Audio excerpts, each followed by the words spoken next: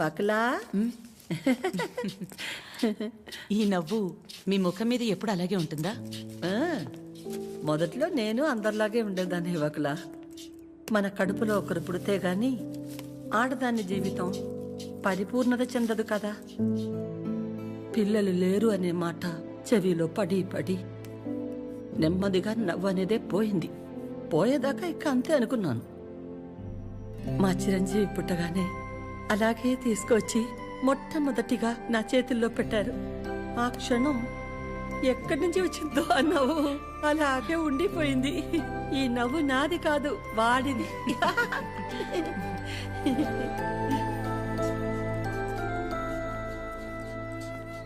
నీకు మొక్కలంటే బాగా ఇష్టమా వకలా?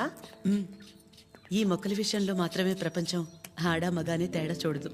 మా చిరు కూడా మొక్కలంటే బాగా ఇష్టం. ఇంట్లో ఎటు చూసినా ఉంటాయి. అన్నీ వాడి తెచ్చినవే. మా ఇంటికొచ్చి చూడాలి, ఎప్పుడు సందడే. నవ్వు లేకుండా నిమిషం ఉండదు. నువ్వు కనుక మా ఇంటికి వస్తే ఫ్యాక్టరీ వద్దు ఏమీ వద్దని అక్కడే ఉండిపోతావు. వీలు చూసుకుని ఒకసారి వస్తాం.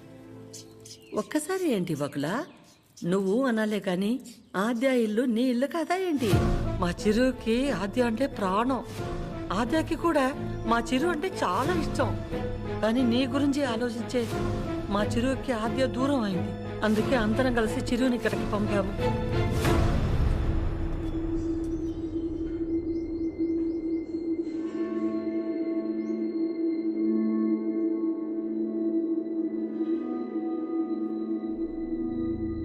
విన్నావుగా వకుల, వాడొచ్చినప్పుడే చెప్పాను వద్దు, ఏదో తేడాగా ఉంది అని.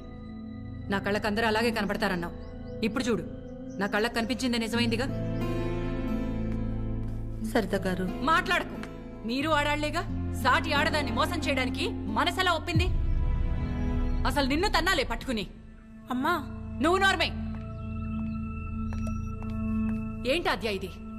వాళ్ళంటే ముక్కు మొహం తెలియని వాళ్ళు. మీ అమ్మ గురించి పూర్తిగా తెలిసిందానివి నువ్వే ఇలా చేస్తే ఎలా? తనకున్న ఒకే ఒక్క నమ్మకం నువ్వు అందరిలాగానే అనిపించావు కదా. అయినా మిమ్మల్ని అనాలి. ఏం పెంపకమో ఏమో. పెంపకం గురించి ఎందుకండి? ఏ అంత రోషం పొడుచుకొచ్చింది? చేసే ముందుండాలి. ఎందుకు అలా మాట్లాడుతున్నారు? ఇంకా మాట్లాడుతున్నాను, సంతోషించండి. అక్క, ఇదంతా మనకు అవసరం. పద వెళ్దాం. ఇంకా నుంచున్నారే, పదండి. సిగ్గుండాలి. అమ్మా ఆగమ్మా, ఏ ఏ ఆగు. నువ్వు అరిచి గోల చేసేంత ఘోరం ఏం జరిగిపోలేదు ఇక్కడ. ప్రేమించిన అమ్మాయి కోసం వచ్చాడు, అంతేగాని ఎవరినైనా మోసం చేశాడా? ఎవరితోనైనా తప్పుగా ప్రవర్తించాడా? తప్పుగా చూపైనా చూశాడా? వాడికిడికి రావడం వల్ల ఎవరికైనా మంచి జరుగుంటుంది తప్ప నష్టం ఏం జరగలేదు. వకుల, పిల్లలిద్దరూ మన ఇష్టాలకు గౌరవం ఇచ్చి మన సంతోషం గురించి ఆలోచిస్తున్నారు. ఒక్కసారి వాళ్ళ ఇష్టం గురించే ఆలోచించడంలో తప్పే ఉంది.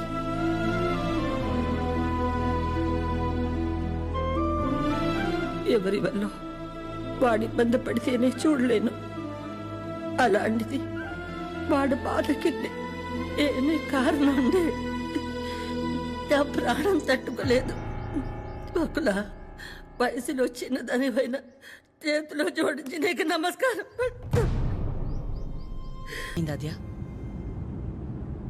ఏమైందమ్మా? నేనే నీ ప్రపంచం అంటావు కదా. నువ్వెలా ఉన్నా దానికి నేనేగా కారణమవుతాను. మరి నువ్విలా ఉన్నావంటే నాకు తెలియకుండా నేనేదైనా తప్పు చేసి ఉండాలి, లేదా నీ ప్రపంచమైనా మారుండాలి. నా ప్రపంచము మారలేదు, నువ్వే తప్పు చేయలేదు. నీ తర్వాతే నాకు ఏదైనమ్మా. తన ఫ్యామిలీని తీసుకెళ్ళిపోమని చెప్పడానికి చిరుని కలిశాను. మా అమ్మ గురించి నీకు తెలియదన్ను అంటుంటే ఏ వందలే ఆవిడకి నేను దగ్గరైతే సరిపోతుంది అనుకున్నా. కానీ ఆవిడ నాకు దగ్గరేక తెలిసింది నువ్వే కరెక్ట్ అని. ఒకవేళ మీ అమ్మ నీ విషయంలో తీసుకురా నిర్ణయం ఏదన్నా తీసుకుంటే ఆ గిల్ట్ని నేను తట్టుకోలేను. అందుకే ఎలా వచ్చాను అలాగే వెళ్ళిపోతాను. ప్రతి మగాడి విషయంలో సమస్య వేరు, పరిష్కారం వేరు. కానీ ఆడదాని విషయంలో సమస్యను అర్థం చేసుకుంటే చాలు, అదే పరిష్కారం.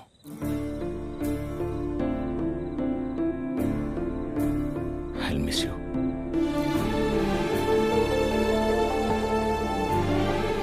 ఎవరన్నా ప్రేమించిన అమ్మాయితో ఐ లవ్ యూ చెప్తారు, కానీ కనీసం ఐ లవ్ యూ కూడా చెప్పకుండా మిస్ యూ చెప్పిన వాడిని నేను ఒక్కడే ఉంటానేమో.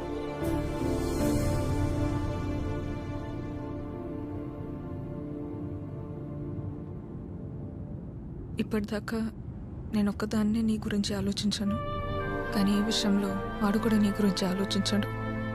అనుకోకుండా ఆ తర్వాత రోజు ఏదేదో అయిపోయింది. అయింది చాలమ్మా. ఆంటీ వచ్చి ఏం ఇచ్చారు, అది నా దగ్గరే ఉండిపోయింది. కీర్తనకి ఇచ్చి పంపిద్దామని తీసుకొచ్చాను.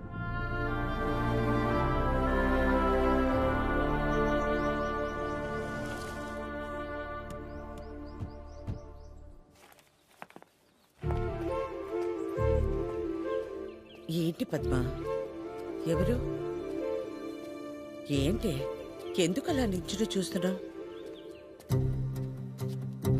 రండి రామ్మా. వెళ్ళి లోపలికి తీసుకురా. నువ్వు వెళ్ళు. ఆ? పద్మ రండి, రామా కూర్చోండి. రా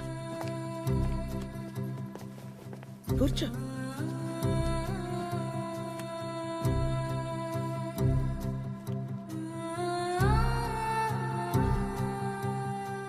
చిరు లేచిన వెంటనే నంబర్ తీసుకుని ఫోన్ చేద్దాం అనుకున్నాను.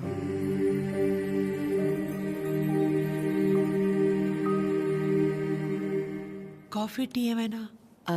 పర్లేదు, థ్యాంక్ యూ. ఏమొద్దు. కాఫీ టీ అంటే 10 నిమిషాలు పడుతుంది కదా. ఈ లోపు మనం ఎక్కడ ఏదో అడుగుతామని భయపడుతున్నారు. మనేమి అడగమని చెప్పేసి అది.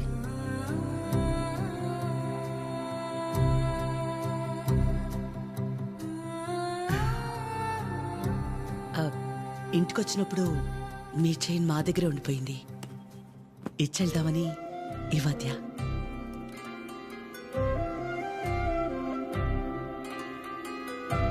తొందర ఏముంది, తర్వాతైనా ఇచ్చి ఉండొచ్చు కదా. తొందరని కాదు, ఎలాగూ వస్తున్నాం కదా అని. నేను వెళ్తాను. అది పద్మ ఆగు, వాళ్ళు వచ్చారుగా. ఎందుకు అది ఉండి నేనుండబట్లేక ఏదో అంటాను, మళ్ళీ ఏదో అవుతుంది. నా వల్ల అయింది చాలదా? ఏదో బిడ్డవాడు కాబట్టి ఒక మాట కూడా అనలేదు. అదే వాడొచ్చి పద్మమ్మ నేను నీ కడుపున పుట్టుంటే ఇలాగే చేసేదాని వాడిని ఒక్క మాట అనుండే నా ప్రాణం తట్టుకునేదా? అందరి మనసులో ఉన్నదే కదా అది. నేను బయటికన్నాను, అంత మాత్రానికి అన్ని మాటలా? ఆవిడ పేరేంటి? చుట్టూ ఇక్కడ దాకే సగంలో సగం ఉంటుందే. సరితలా మాట్లాడి ఉండకూడదు, తప్పే. నా బాధ సరిత అలా మాట్లాడిందని కాదు, అంత జరుగుతున్నా నువ్వేం మాట్లాడలేదు. అందుకే. ఏం మాట్లాడాలి పద్మ?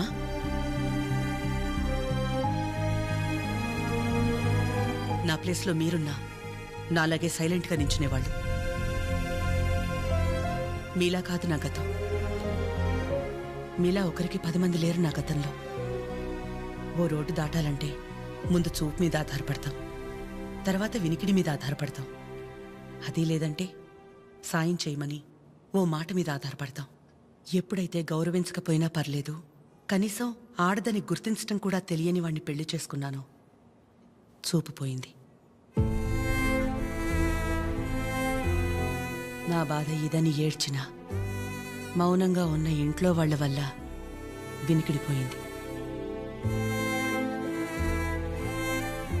సాయం అడుగుదామంటే ఎక్కడ డబ్బు అడుగుతుందేమో అన్న బంధువులు ఒకవైపు, సాయం చేస్తాం మాకేంటి అన్న రాబందులు మరోవైపు.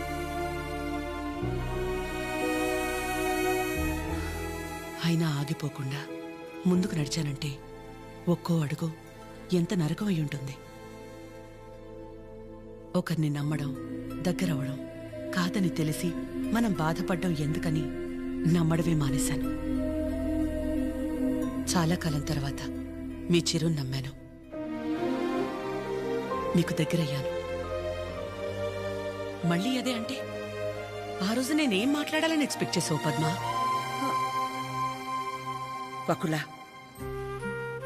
నువ్వు ఒక్కదానివైనా మేం 10 మంది అయినా పిల్లల విషయంలో మనం అందరూ ఒకటే. చిరు అనుకుంటే ఎంతసేపు మా అందరినీ కాదని ఎవరో ఒకరిని పెళ్లి చేసుకోవడం. ఆద్య అనుకుంటే ఎంతసేపు, కానీ మా అమ్మ 100% కరెక్ట్. తన తర్వాతే నాకు ఎవరైనా అని చిరుని మర్చిపో అంది. వాళ్ళకంటే ఎక్కువగా వాళ్ళు మనమే ముఖ్యం అనుకున్నారు. ఇలాంటి పిల్లలు దొరకడం మన అదృష్టం. వాళ్ళు కలిసి ఉంటే హ్యాపీగా ఉంటారని వాడిని పంపించామే తప్ప నిన్ను బాధ పెట్టాలనో మోసం చేయాలనో కాదు. నేను మాత్రం ఆలోచించనా ఎక్కడ నేను బాధపడతానేమోనని? తన ఇష్టాన్ని పంచుకోకపోగా నేను అపార్థం చేసుకుంటే కోపాన్ని కూడా చూపించకుండా తనలో తనే ఏడ్చిందంటే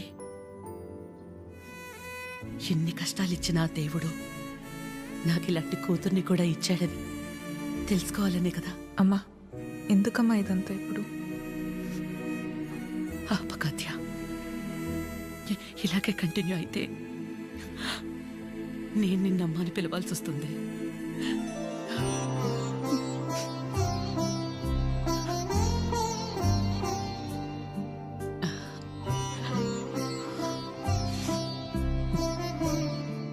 అందరూ ఒకవైపు, మనం మాత్రం ఒకవైపు ఉంటే ఆ బాధ ఎలా ఉంటుందో నాకు తెలుసు.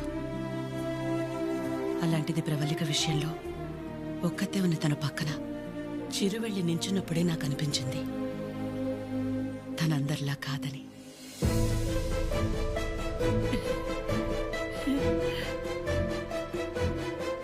తనంతటి తానొచ్చి మీ అమ్మాయి అంటే ఇష్టం అందుకే ఇదంతా అని చెప్పుంటే ఖచ్చితంగా క్షమించేదాన్ని కాదు. ఎప్పుడైతే తన వల్ల నాకు ఆద్యకి మధ్య ఇంత దూరం కూడా రాకూడదనుకుని తన ప్రేమని పక్కన పెట్టేయాలని నిర్ణయం తీసుకున్నాడో అప్పుడే తనకంటే ఆడవాళ్ళని గొప్పగా ఎవరో అర్థం చేసుకోలేరని అనిపించింది.